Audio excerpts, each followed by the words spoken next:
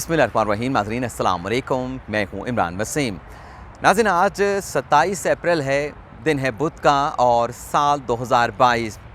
आज के प्रोग्राम में एक बड़ी अहम ख़बर पर आप नाज़रीन के साथ गुफ्तगू करेंगे और आपको ये बताएंगे कि साबिक़ वज़ीर आज़म इमरान ख़ान ने किस किस्म के ख़तरनाक प्लान्स बना रखे हैं और इस मामले पर इदारों ने जो तहकीकात की हैं उन तहकीकात के नतीजे में अब तक किस किस्म के शवाहिद रिकॉर्ड पर आए हैं और फिर ये जो जल्द नए इंतखाबात का पाकिस्तान तहरीक-ए-इंसाफ़ की जानिब से बार बार तकाज़ा किया जा रहा है, मुतालबा किया जा रहा है, ये भी आप नाज़रीन को बताएंगे कि पाकिस्तान तहरीक-ए-इंसाफ़ का और साबिक़ वज़ीर आज़म इमरान ख़ान का मुल्क में जल्द नए इंतखाबात का ये जो मुतालबा है, इस मुतालबे के पीछे भी साबिक़ वज़ीर आज़म इमरान ख़ान का एक प्लान पोशीदा है। तो ये आज का हमारा मौजू है। इस मौजू पर आप नाज़रीन के साथ जो डिटेल है वो शेयर करेंगे, लेकिन इससे पहले अदालती महाज से 3 अहम ख़बरों की तफसीलात आप नाज़रीन के साथ शेयर करेंगे। तो सबसे पहले जो आज लाहौर हाई कोर्ट ने हमज़ा शहबाज शरीफ की हल्फ बर्दारी से मुतल्लिक कल का महफूज किया फ़ैसला सुनाया है, उस फ़ैसले से मुतल्लिक जो 2 सफ़ात का तहरीरी हुक्मनामा जारी किया गया है, उस हुक्मनामे की तफसीलात जो है वो आप नाज़रीन के साथ शेयर करेंगे। नाज़रीन, इस हुक्मनामे में जो बातें चीदा मैं आपके साथ शेयर करने जा रहा हूँ, उसमें ये लिखा गया है कि जो सदर साहब का एक मौक़िफ़ था और गवर्नर साहब का एक मौक़िफ़ था कि जो वज़ीर आला पंजाब का इलेक्शन हुआ है वो टेम्पर्ड हुआ है। तो इसी हवाले से अदालती फ़ैसले में ये लिखा गया है कि आइनी प्रोविज़न में हल्फ बर्दारी में ताख़ीर की कोई वजह नज़र नहीं आती। यानी जो गवर्नर साहब कहते हैं, जो सदर साहब कहते हैं कि ये फ़लाँ एतराज़ात हैं, इन एतराज़ात के नतीजे में हल्फ बर्दारी की जो तकरीब है मुनक्कद नहीं की जा रही, तो अदालत ने अपने फ़ैसले में लिख दिया है कि आइनी प्रोविज़न में हल्फ बर्दारी में ताख़ीर की कोई वजह नज़र नहीं आती। आगे अदालत अपने फ़ैसले में लिखती है कि 25 दिन से सूबा पंजाब जो है वो फंक्शनल हुकूमत के बगैर चल रहा है। नौ मुंतखब वज़ीर आला हमज़ा शहबाज शरीफ की तकरीब हल्फ बर्दारी कभी एक और कभी दूसरा बहाना बनाकर उसमें ताख़ीर की जा रही है। और आगे अदालत ये लिखती है कि ये ताख़ीरी हरबे इस्तेमाल किए जा रहे हैं, गवर्नर का नाम नहीं लिखा, सदर का नाम नहीं लिखा, लेकिन ज़ाहिर सी बात है कि बात तो उनकी की जा रही है। तो फ़ैसले में लिखा गया है कि ताख़ीरी हरबे जो इस्तेमाल किए जा रहे हैं, ये ताख़ीरी हरबे जमहूरी रवायात और आइन की स्कीम के मुनाफी हैं। और आगे ये कहा गया है, जो डायरेक्शन जारी की गई है कि 28 अप्रैल से पहले हल्फ बर्दारी की तकरीब का ये जो प्रोसेस है इससे मुकम्मल किया जाए। और साथ ही सदर मुमलिकत को भी कहा गया है कि वो सूबे में एक फ़ंक्शनल हुकूमत के क़याम के लिए जो उनका आइनी अख्तियार है, जो आइनी किरदार है, वो अपना आइनी किरदार अदा करें। दूसरी जो ख़बर है नाज़रीन लाहौर हाई कोर्ट से, वो मरियम नवाज़ के पासपोर्ट से मुतल्लिक जो आज समाअत होनी थी, आज की समाअत में नाज़रीन डेवलपमेंट ये हुई है कि मरियम नवाज़ के वकील अमजद परवेज़ ने जो पासपोर्ट वापस लेने की दरख्वास्त दायर की थी कि मरियम नवाज़ उम्रे पे जाना चाहती हैं, सऊदी अरब जाना चाहती हैं, तो लिहाजा उनका जब पासपोर्ट लाहौर हाई कोर्ट के पास मौजूद है, ये पासपोर्ट मरियम नवाज़ को वापस किया जाए और मरियम नवाज़ उम्रे पे जाना चाहती हैं। तो आज अमजद परवेज़ अदालत में पेश हुए। उन्होंने अदालत से कहा कि जो उम्रे पे जाने की दरख्वास्त है, जो पासपोर्ट लेने की दरख्वास्त है, ये दरख्वास्त मरियम नवाज़ ने मुझे इंस्ट्रक्शन की है, तो ये दरख्वास्त मैं अदालत से वापस लेता हूँ। तो ये दरख्वास्त आज लाहौर हाई कोर्ट ने वापस लेने की बुनियाद पर ख़ारिज कर दी है। लेकिन जो मरियम नवाज़ अपने वाले से लंदन में मिलना चाहती हैं, लंदन जाना चाहती हैं, इस हवाले से दरख्वास्त जो है वो वापस नहीं लेके वो दरख्वास्त लाहौर हाई कोर्ट के रिकॉर्ड पर पेंडिंग रहेगी।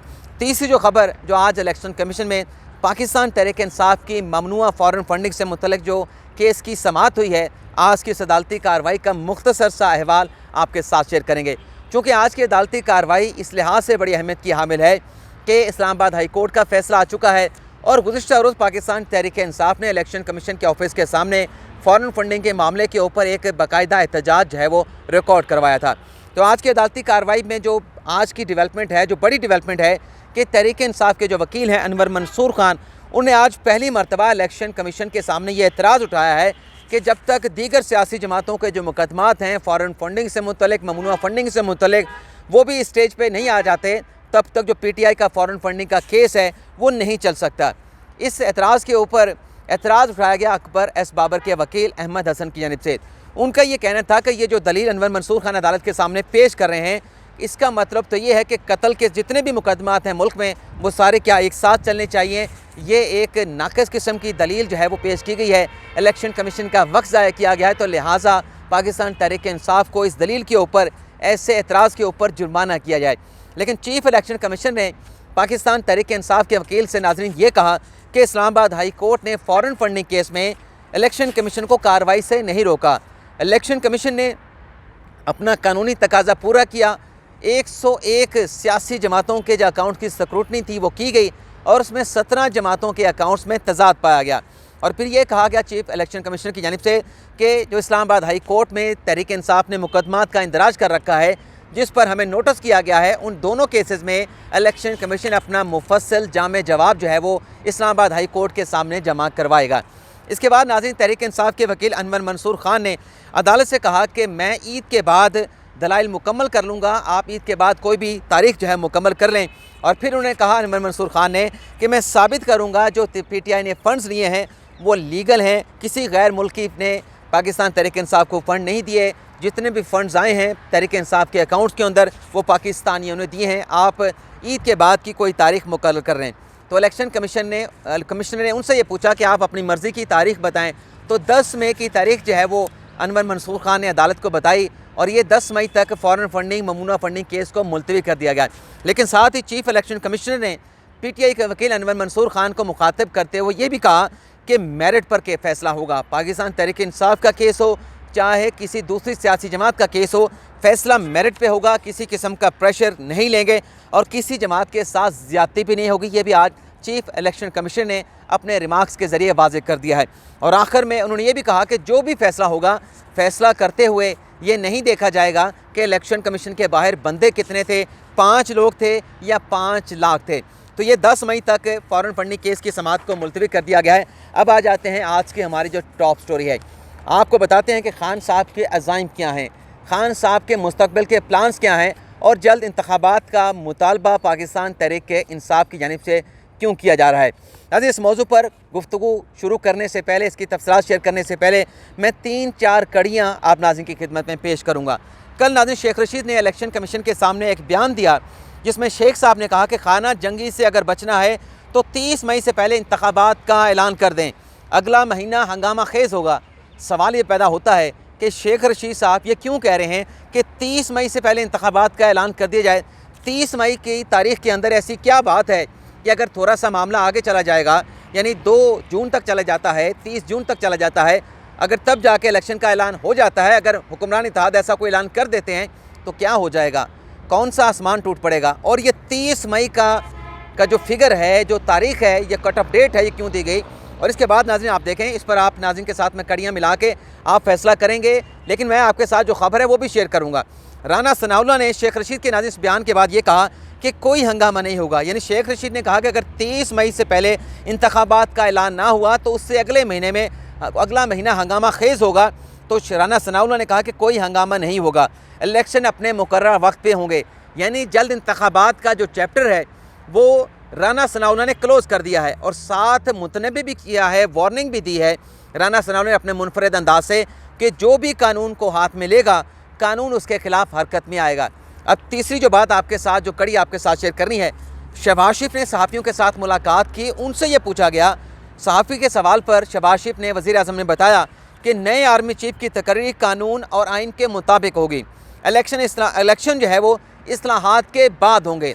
यानी शेख रशीद 30 मई की बात कर रहे हैं, राना सनाउल्लाह और जो शहबाज शरीफ हैं वो कह रहे हैं कि पहले इंतखाबी इस्लाहात करवाएंगे, पहले कानून साजी होगी, उसके बाद इंतखाबात होंगे। यानी जो टेन्योर है 5 साल का असम्बली का, जिसमें 1.5 साल खान साहब पूरा कर गए और 3.5 साल खान साहब पूरा कर गए और 1.5 साल असम्बली का टेन्योर जो है वो हुक्मरान इत्तेहाद कह रहा है कि हम पूरा करेंगे। लेकिन नाज़रीन 2 और बातें भी, 2 और कड़ियाँ भी, और फिर जो असल खबर है कि अज़ाइम क्या हैं और मुतालबा जल्द अज जल्द इंतखाबात का क्यों किया जाता है, वो खबर भी आपके साथ शेयर करेंगे। लेकिन एक कड़ियाँ भी आपको बताना इंतहाई ज़रूरी है।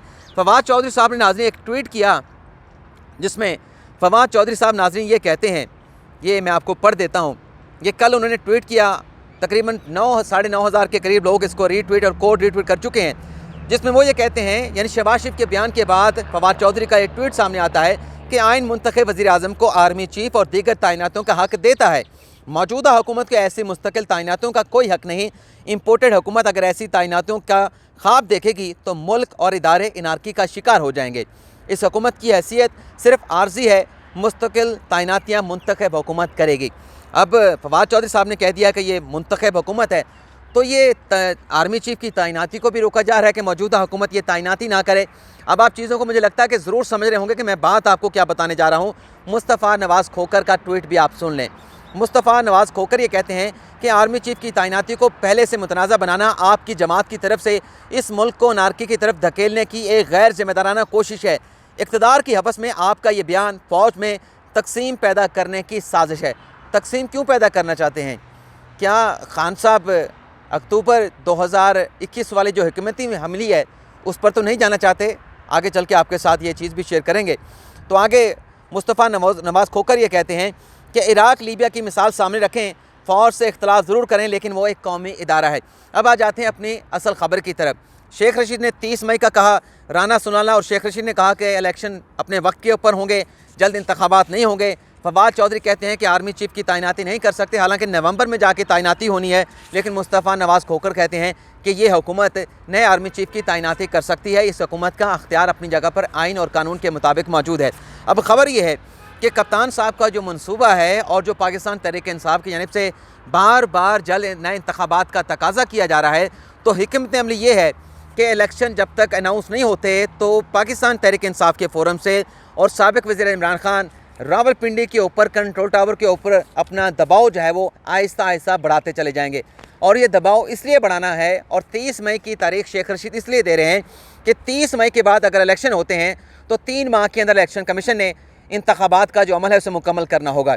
यानी मई, जून और जुलाई और सितंबर में जाके नई हुकूमत का क़याम, नई हुकूमत का तमाम जो प्रोसेस है वो मुकम्मल हो जाएगा, इक़्तिदार नई हुकूमत को मिल जाएगा। ये पाकिस्तान तहरीक इंसाफ और शेख रशीद सोच रहे हैं। तो जब सितंबर अगस्त में जाके नई हुकूमत आ जाएगी और खान साहब ये समझते हैं, तहरीक इंसाफ ये समझती है, शेख रशीद ये समझते हैं कि हमारी हुकूमत आएगी और हमारा नया वज़ीर आज़म आएगा, तो इसके बाद जो अगला आर्मी चीफ होगा वो हमारी हुकूमत लगाएगी।